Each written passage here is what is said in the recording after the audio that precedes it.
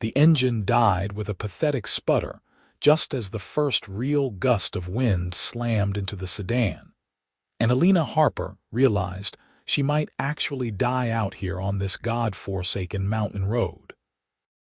She'd been driving for 3 hours through increasingly hostile weather, trying to reach the small town of Pinewood before the storm hit.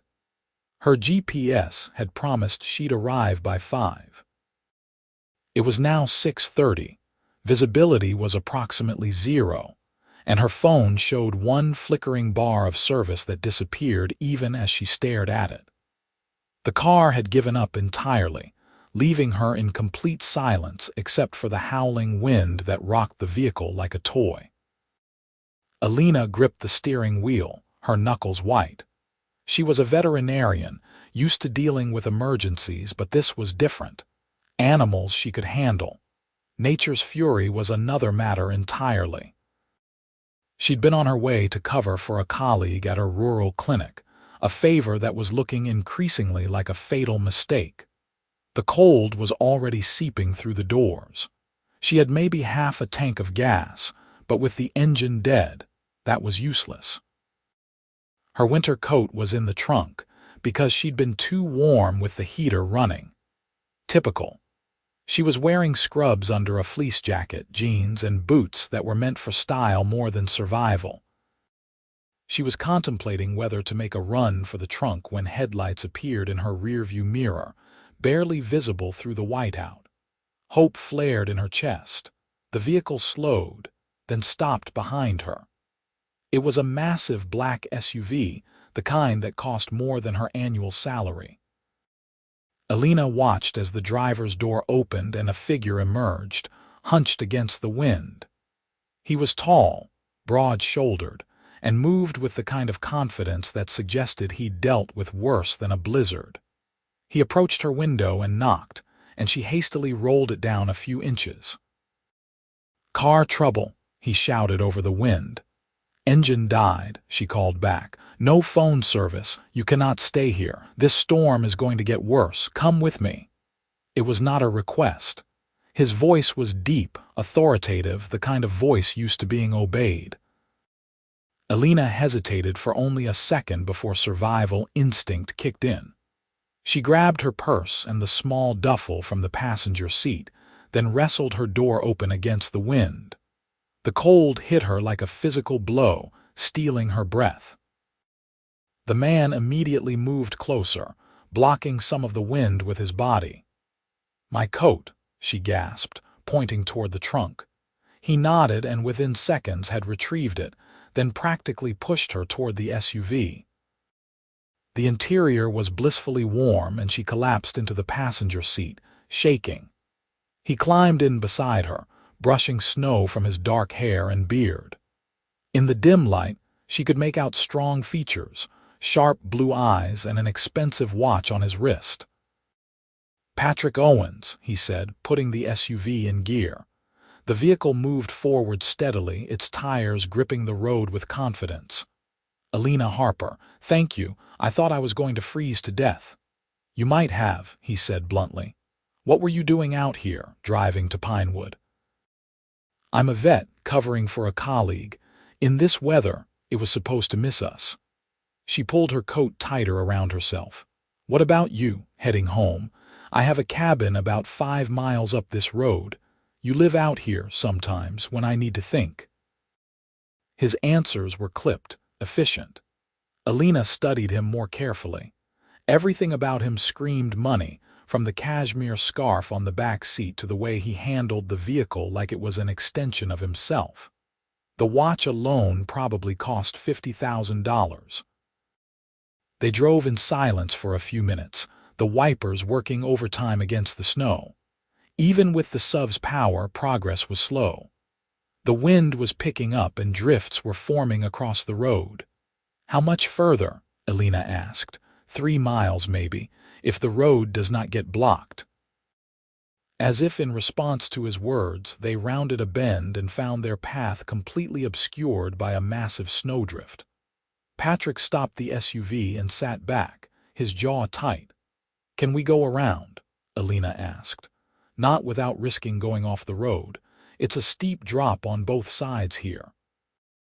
So we're stuck.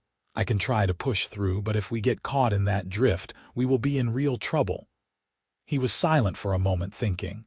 "There's an old ranger station about a quarter-mile back. We passed it just before the curve. It's our best option." Elena's heart sank. "A quarter-mile? In this?" He looked at her steadily. "Do you have a better idea?" She did not. They sat there for another minute while Patrick studied the storm, clearly weighing their options. Finally, he nodded to himself and turned the SUV around, driving carefully back the way they'd come. The ranger station appeared out of the snow like a ghost, a small wooden structure that looked barely larger than a shed. Patrick pulled as close as he could, then turned to her. "When I open the door, move fast, straight to the building. Understand?" Elena nodded. Her heart was hammering now, adrenaline replacing the relief she'd felt earlier. This was serious. Life or death serious. "Ready?" He did not wait for an answer. He grabbed a large backpack from the rear seat, then pushed his door open. Elena did the same, and the storm tried to knock her down immediately. Patrick was there, his hand gripping her arm, steadying her. Together they fought their way to the ranger station door. It was locked, but Patrick made short work of it with a solid kick near the handle. The wood splintered and the door swung inward. They tumbled inside, and Patrick immediately pushed the door shut behind them, bracing it with his shoulder while Elena fumbled for something to block it with. She found an old chair and wedged it under the handle.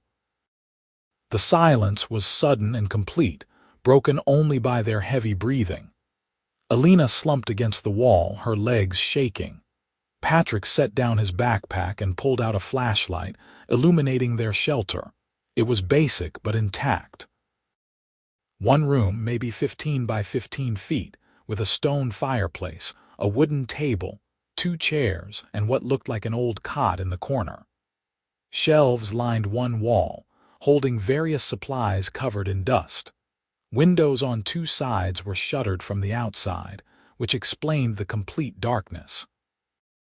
"This will work," Patrick said, moving to the fireplace. He knelt and examined it, then nodded with satisfaction. "Chimney looks clear. There's wood." He gestured to a stack beside the hearth. Elena watched as he efficiently built a fire, his movements practiced and sure. Within minutes, flames were crackling, throwing dancing light across the room. The warmth was immediate and wonderful. "You've done this before," Elena observed, moving closer to the fire. "I grew up in Alaska. You learn to handle the cold." He was checking the shelves now, taking inventory. "We have some emergency supplies here. Looks like standard ranger station stock. Water purification tablets, some canned goods, first aid kit, blankets." "How long do you think we'll be here?" Patrick glanced at the door where they could hear the wind screaming. "Storm like this could be 24 hours, maybe more." Elena sank into one of the chairs, the reality of the situation settling over her. She was trapped in a ranger station with a complete stranger during what sounded like the blizzard of the century. Her family would be worried sick. The clinic would have no idea where she was. "My phone has no signal," she said, checking again. Patrick pulled out his phone and frowned at the screen. "Same, we will have to wait it out." He shrugged out of his heavy coat, revealing a flannel shirt that stretched across broad shoulders. Even in the firelight, Elena could see he was built like someone who worked with his hands, though everything else about him suggested boardrooms and corner offices. "So what do you really do, Patrick Owens?" she asked. "Besides rescue stranded veterinarians?" He glanced at her, something flickering in his eyes. "Amusement, maybe. What makes you think I do anything? The watch, the SUV, the way you talk. You're used to being in charge." "Observant." He opened a can of soup he'd found and set it near the fire to warm. "I run a company." "What kind of company?" "Manufacturing. Outdoor equipment mostly. Tents, sleeping bags, cold weather gear." Ironic, Elena said, gesturing at their surroundings. His lips twitched. It was almost a smile. Very. They shared the soup, passing the can back and forth. It was chicken noodle, bland and lukewarm, but it was food. Patrick had also found some crackers and a few bottles of water. Not a feast, but enough. "Tell me about being a vet," Patrick said after a while. They'd moved the cot closer to the fire and were sitting on it, wrapped in the emergency blankets they'd found. "What do you want to know? Why did you choose it?" Elena pulled her blanket tighter. The fire was doing its best, but the cold still crept in through every crack in the walls. "I've always loved animals. When I was 8, I found a stray dog with a broken leg. My parents said we couldn't keep it, but I begged until they took it to a vet. I watched her work, the way she was so gentle and careful, and I knew that's what I wanted to do." "Did you keep the dog?" "We did. Max lived to be 15.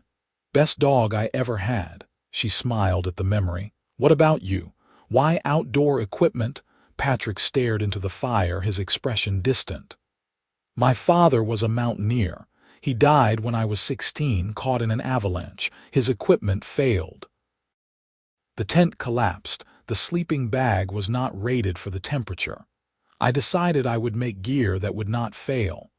Elena felt her chest tighten at the pain in his voice, carefully controlled but still there. "I'm sorry. It was a long time ago." He stood abruptly and added more wood to the fire. "You should try to sleep. It's going to be a long night." But sleep did not come easily. The storm raged outside, the building shook with each gust of wind, and despite the fire, the cold was relentless. Elena dozed fitfully, waking every hour to find Patrick awake, watching the fire or staring at the door as if willing it to hold. Around 3 in the morning, she woke shivering uncontrollably. The fire had burned low, and her blanket felt thin as paper. Patrick noticed immediately and moved closer. "You need to stay warm," he said. "Body heat is more effective than the fire right now." Elena was too cold to argue. Patrick lay down beside her on the narrow cot, pulling both blankets over them and wrapping his arms around her. The warmth from his body was immediate and intense. She pressed closer, her teeth still chattering. "Better?" His voice was a rumble against her back. "Yes," she managed. "Thank you." They lay like that for a long time, listening to the storm. Gradually, Elena stopped shivering. Patrick's presence was solid, reassuring. She could feel his heartbeat, steady and strong. "Can I ask you something?" she said quietly. "Go ahead." "That company you run, how big is it?" A pause. "Big enough. You're being evasive, you're being nosy." Elena smiled in the darkness. "Fair enough, but I looked at your watch earlier. That's a Patek Philippe.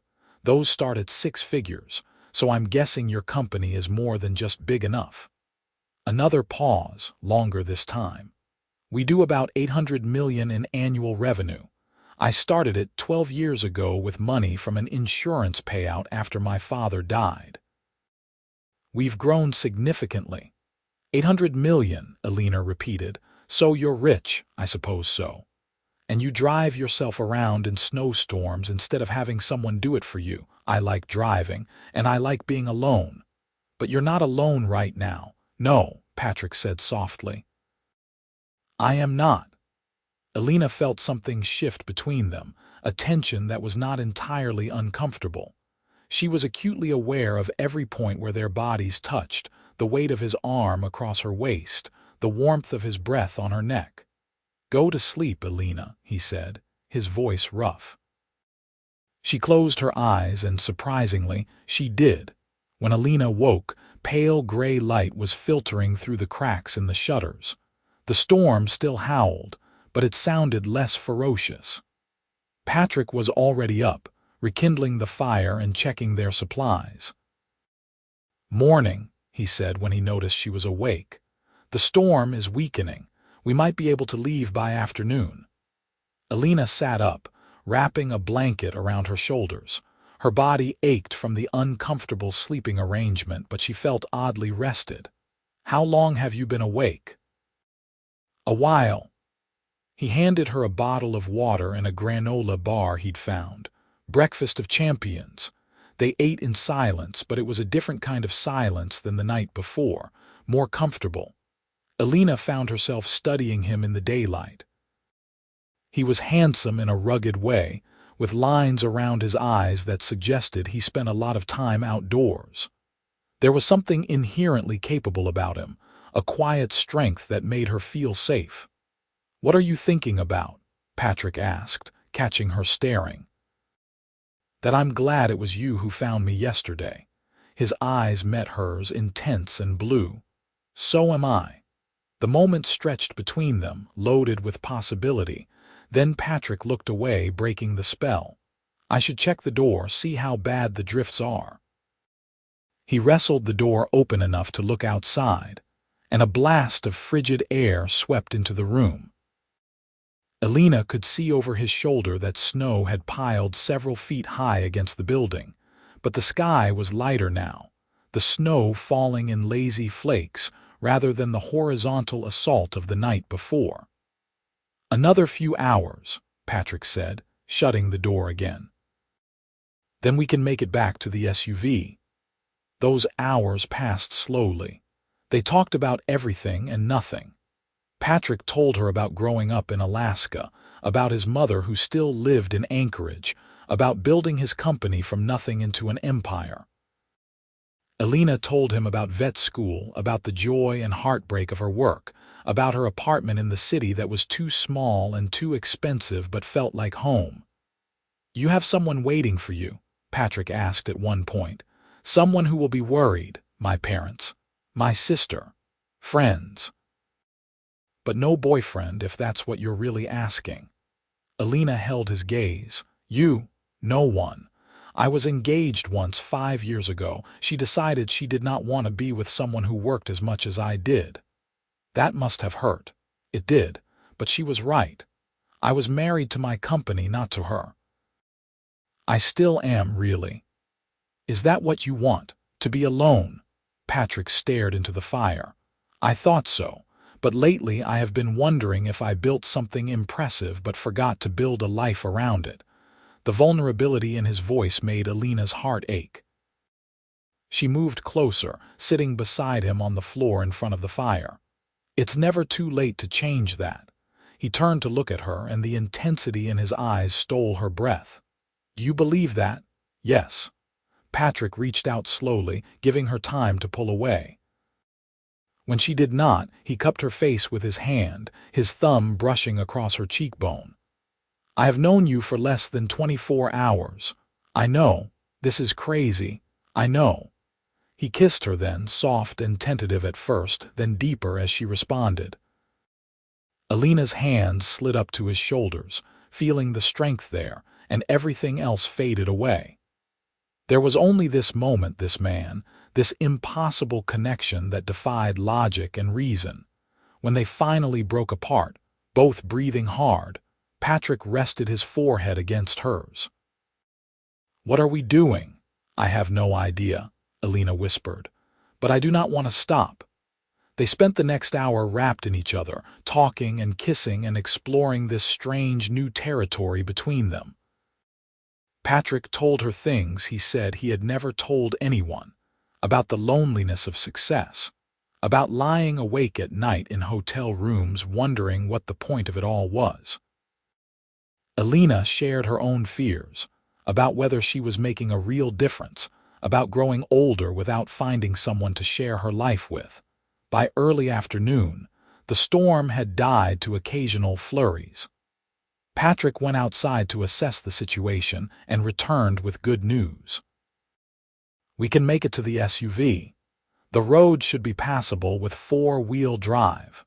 They packed up the few things they'd used, making sure to leave the ranger station secure. Elena took one last look around, knowing she would never forget this place, this strange sanctuary where everything had changed. The trek back to the SUV was exhausting, plowing through waist-deep snow, but Patrick's strength made it manageable. He broke trail while Elena followed in his footsteps. The SUV was half buried but started immediately, and Patrick made quick work of clearing the snow. "The drift should be passable now," he said, studying the road ahead. "The wind has been redistributing the snow." He was right. The massive drift that had blocked them was significantly smaller, and the SUV powered through it with only a brief moment of wheels spinning. Elena's abandoned sedan appeared out of the snow like a tomb, completely buried. "I will have it towed once the roads are clear," Patrick said. "Do not worry about it." They drove in silence for a while, the reality of returning to civilization settling over them both. When they reached the turnoff for Patrick's cabin, he hesitated. "Come with me," he said. "Please, just for a little while. I am not ready to say goodbye yet." Elena knew she should decline. She had responsibilities, people worried about her, a life waiting, but she found herself nodding. "Okay." Patrick's cabin was not what she expected. It was massive, more mansion than cabin, with soaring windows that looked out over a frozen lake and mountains beyond. The interior was all wood and stone, masculine but beautiful, with a kitchen that looked like something from a magazine and a living room dominated by a fireplace that made the one in the ranger station look like a campfire. "This is incredible," Elena said, turning in a slow circle. It was an indulgence, probably too much house for one person. Patrick was building a fire, his movements practiced. "But I like having space." He made them hot chocolate, real hot chocolate with melted dark chocolate and cream, and they sat on the massive leather couch watching the fire. The exhaustion of the past 24 hours was catching up with Elena, but she fought it, not wanting to waste a moment. "I should let you rest," Patrick said, reading her face. "Guest room is upstairs, second door on the right. There are clothes in the dresser, should be something that fits well enough." Elena wanted to protest, but a yawn escaped instead. Patrick smiled, the first real smile she'd seen from him, and it transformed his face. "Go," he said gently. "I will be here when you wake up." The guest room was as beautiful as the rest of the house, with a bed that felt like sleeping on a cloud. Elena showered first, washing away the grime and smoke, then collapsed into the clean sheets. She was asleep in seconds. When she woke, it was dark outside and something smelled amazing. She found clothes in the dresser as promised, men's sweatpants and a soft thermal shirt that hung on her but were warm and comfortable. She padded downstairs in thick socks to find Patrick in the kitchen, cooking. "You cook?" she asked, hopping onto a bar stool. "I do a lot of things people do not expect." He was making pasta, she realized, with what looked like a cream sauce and vegetables. "I hope you are hungry." They ate at the kitchen island, talking easily now, the awkwardness of the afternoon gone. Patrick told her about his company, about innovations they were working on, about plans to expand into new markets.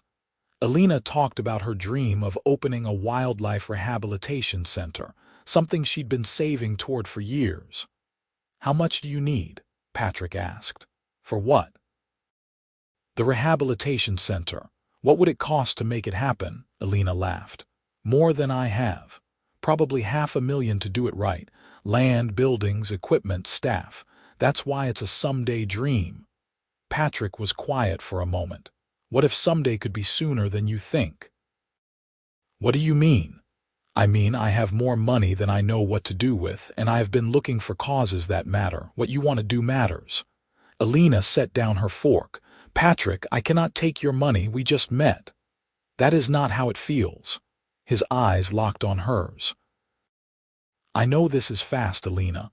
I know it does not make sense, but I have not felt this alive, this present in years, maybe ever. That ranger station, being stuck there with you, it woke something up in me. I do not want to let that go." "I do not either," Elena said softly, "but this is scary." What if it's just the intensity of the situation? What if we get back to real life and it all falls apart? Then we will deal with it. But what if it does not? What if this is real? Patrick reached across the counter and took her hand. I have built an empire by taking calculated risks. This does not feel like a risk. This feels like the surest thing I have ever done. Elena felt tears prick her eyes. She'd spent so long being practical, being careful, planning everything. And where had it gotten her? Alone, stuck in patterns, playing it safe. This man, this impossible, wonderful man, was offering her something different, something wild and uncertain and absolutely terrifying. I'm scared, she whispered. So am I.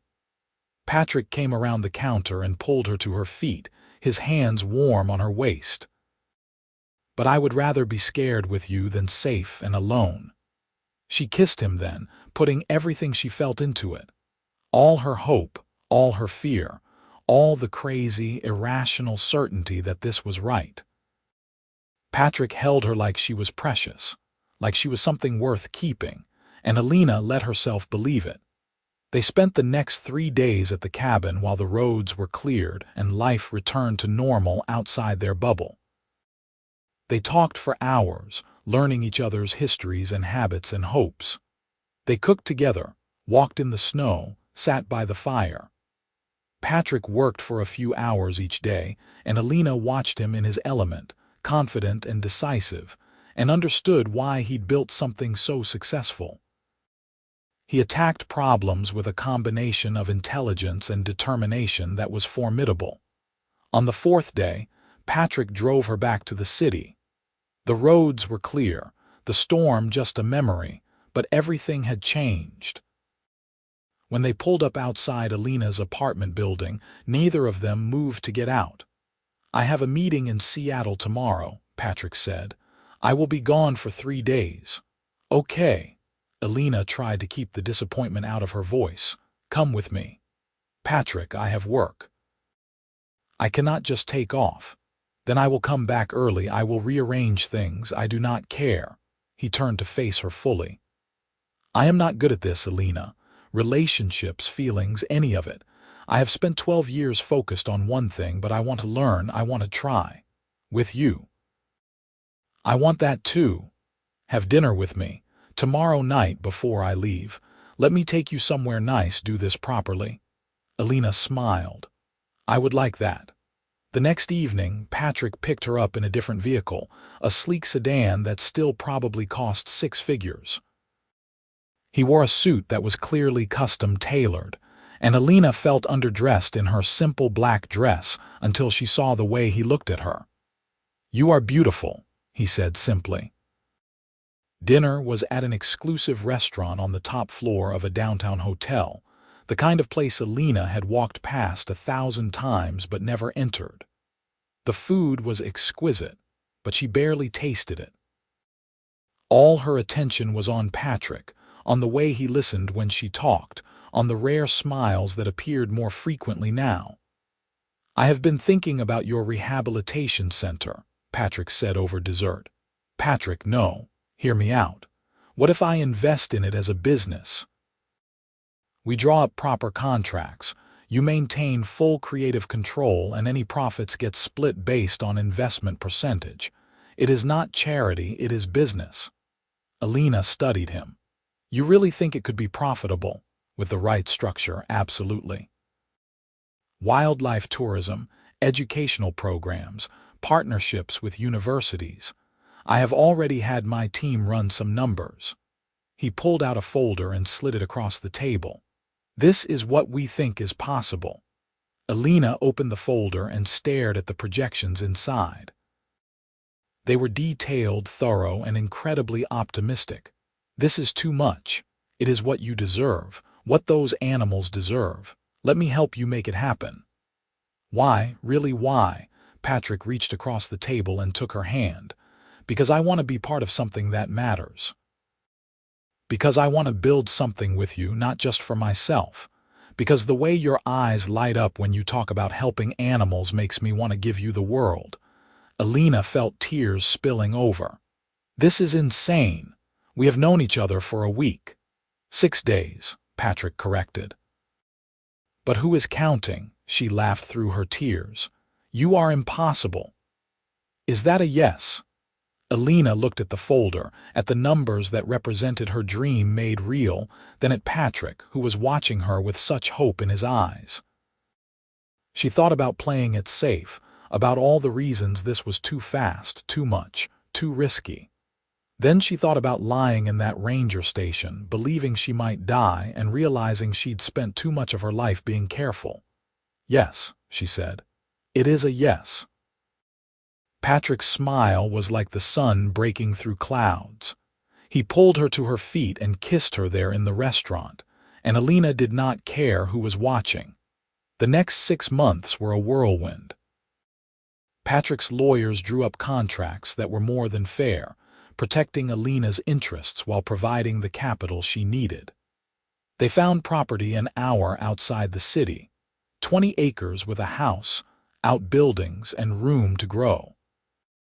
Elena quit her job at the clinic to focus on the rehabilitation center full-time, terrifying and exhilarating in equal measure.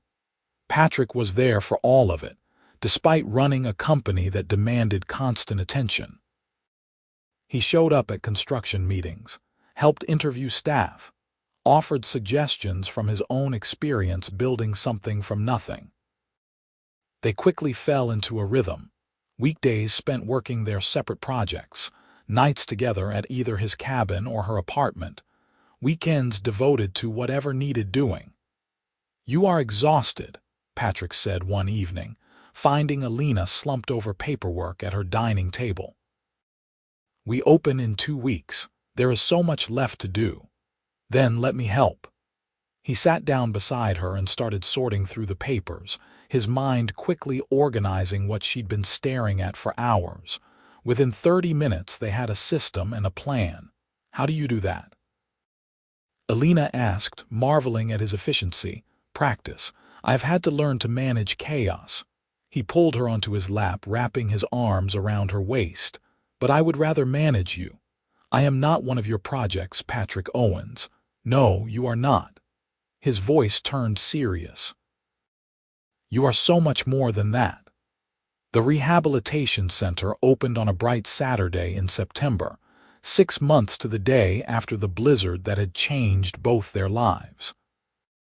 The turnout was beyond anything Elena had dreamed, with local press coverage, dozens of volunteers, and enough donations to fund operations for the first 6 months. Patrick stayed in the background, letting Elena have the spotlight, but she caught him watching her throughout the day with an expression that made her heart race. That evening, after everyone had left and they were alone in the main building surrounded by empty cages waiting for their first residents, Patrick pulled her close. I am proud of you, he said. You did this. We did this. I could not have done it without you. You could have. It would have taken longer, but you would have found a way. You are the strongest person I know. Elena rested her head against his chest, listening to his heartbeat. I love you. I should have said it before now, but I was scared. I know. I love you too. Patrick tilted her face up to meet his eyes. I have loved you since the ranger station, since you fell asleep in my arms trusting me to keep you safe. I have loved you through every dinner, every argument about construction timelines, every morning I woke up with you beside me. I will love you for the rest of my life if you will let me.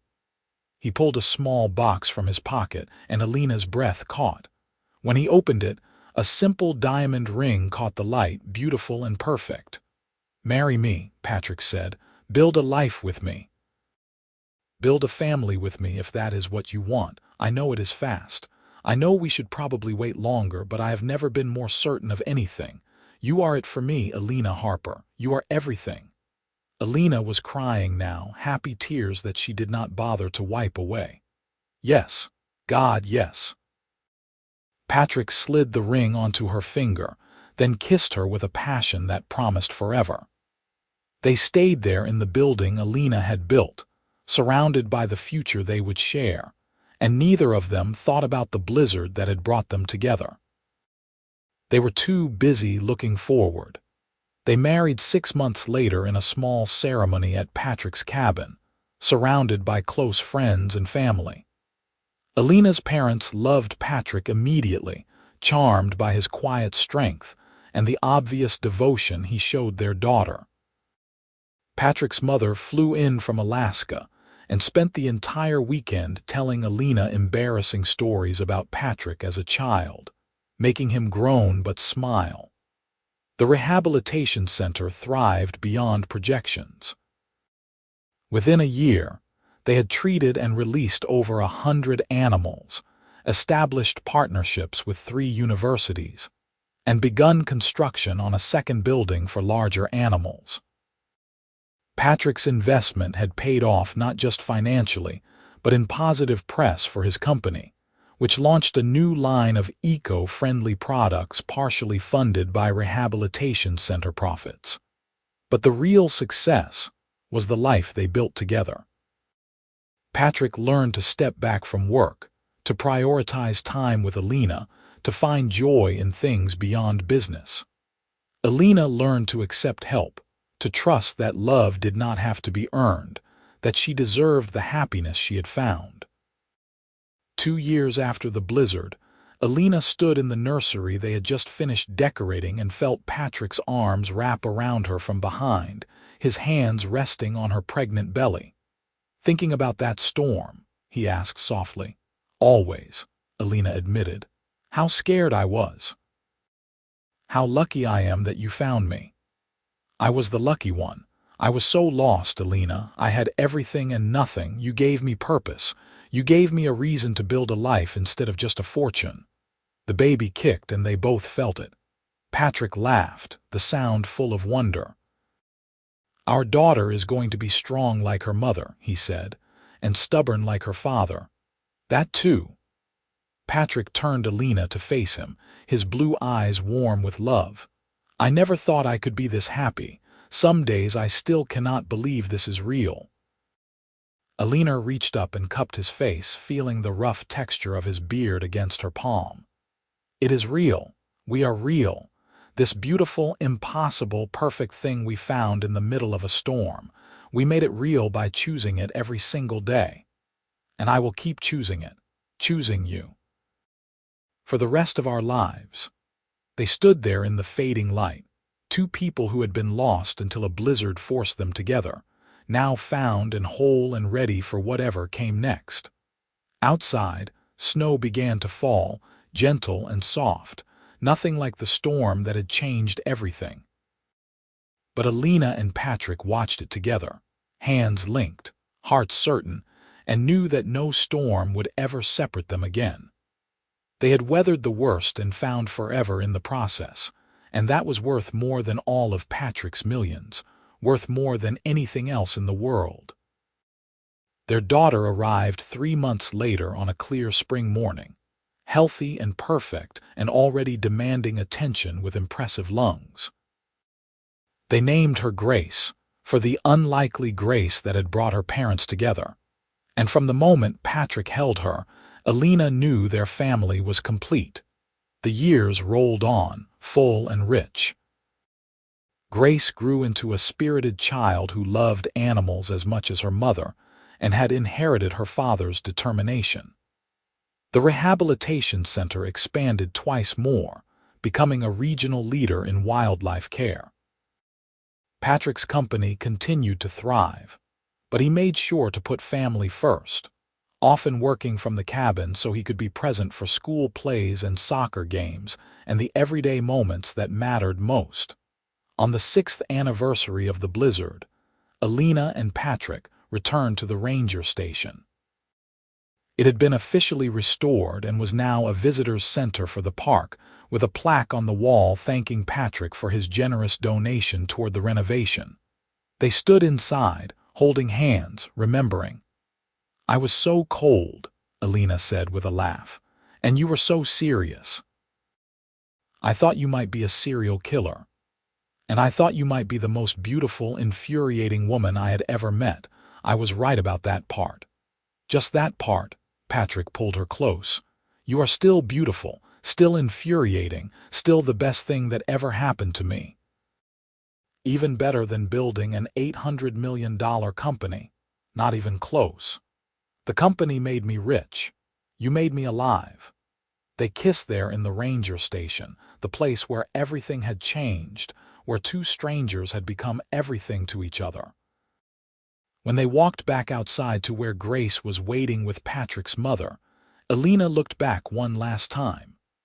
"Thank you," she whispered to the building, to the storm, to fate or luck, or whatever force had put her on that road at exactly the right moment to be found by exactly the right man. Patrick squeezed her hand, understanding without words, and they walked forward together into the rest of their lives, forever grateful for the blizzard that had brought them together and the love that had made them whole. The storm had raged for less than 2 days, but its impact would last forever, a reminder that sometimes getting lost is the only way to find exactly what you need. And what Elena and Patrick had found in each other in that tiny shelter against the cold was worth every frozen moment, every frightened heartbeat, every impossible decision that had led them there. They had found home in each other, and that was everything.